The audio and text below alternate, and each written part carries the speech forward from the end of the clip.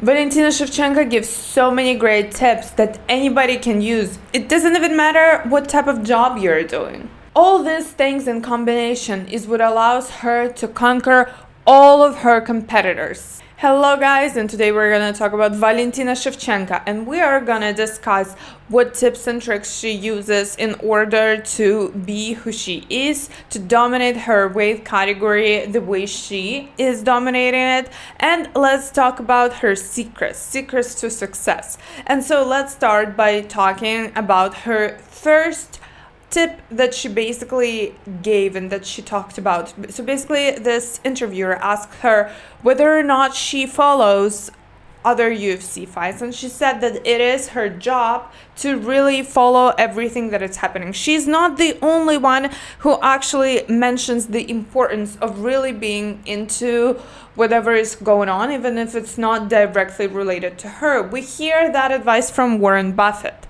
Warren Buffett says that you have to read financial statements at least, I believe, 10 pages every single day in order to be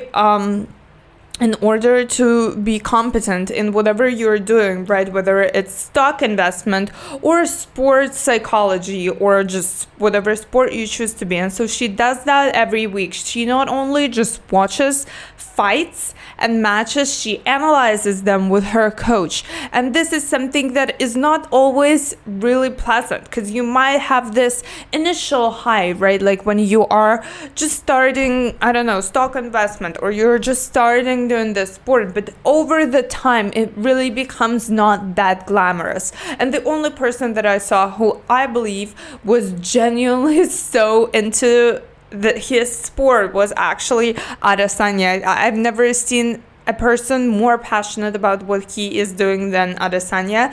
He was just so excited to talk about fighting, MMA all the time when he was on Joe Rogan podcast. But basically, let's come back to Valentina Shevchenko. This is something that she does. She analyzes fights. This is her life. This is her job. This is not always just an entertainment. And I actually like this one psychologist, Carl Jung. I'm not sure if you've heard about him, but basically he said is what you are paying attention to is what you are manifesting. So basically what you pay attention to is something that you ultimately are going to manifest. Well, your focus is the rate at which you are able to manifest this or that thing, right?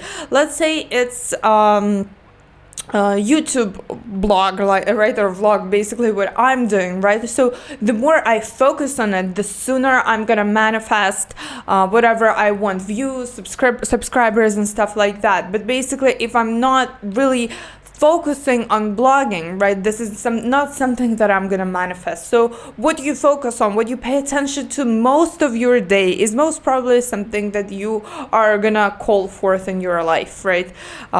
So this is something that she shares. This is something that I believe is important, and it's important to realize that not all of it has to be fun 100% of the time, right? And if 0% of the time it's like interesting to you, then I guess the question is whether you really want to do this. But this is something that she does, and I want to remind you that she has been doing it for 28 years, and 28 years sounds like reasonably long time, maybe even too long for most of us. Most of us haven't yet sticked to one thing for 28 years, which is such a great example of a grit, right, of a gritty person.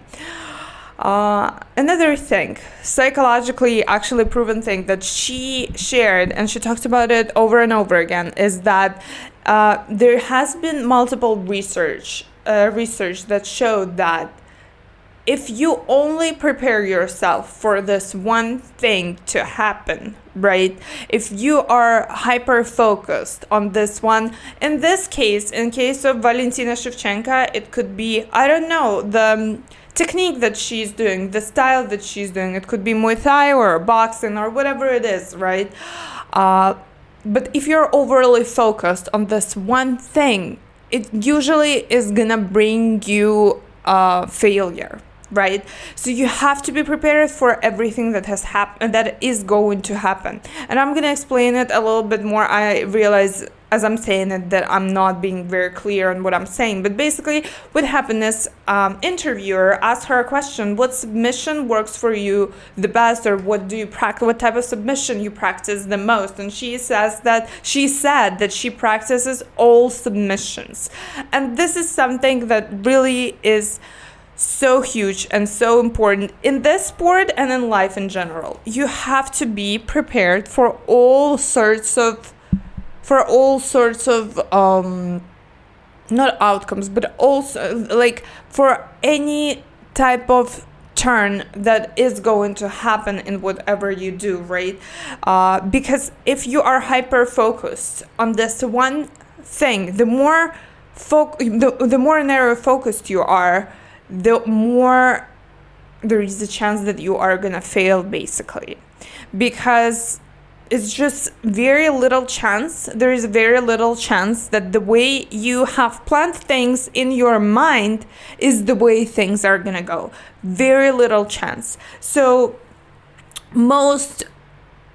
and obviously, like if we're talking about fights, you or people who are fighting know who they're gonna fight, so they are able to be more prepared for, for the techniques that the other person is using and what type of fighting skill set the other person has. But you never know. You never know what they are gonna have for this next event. And as Abdulmanap said, it's Khabib Nurmagomedov's coach. As Abdulmanap said, every fight, for example, Abdulmanap, when he was alive, unfortunately, he passed away recently, he was trying to invent something new, to bring something new to Khabib Nurmagomedov's game. So you never really know. And this is the same for life, like you never know what's coming your way. So be prepared, even mentally. I'm not saying in terms of techniques, or of course I'm not saying what anyone should practice, right?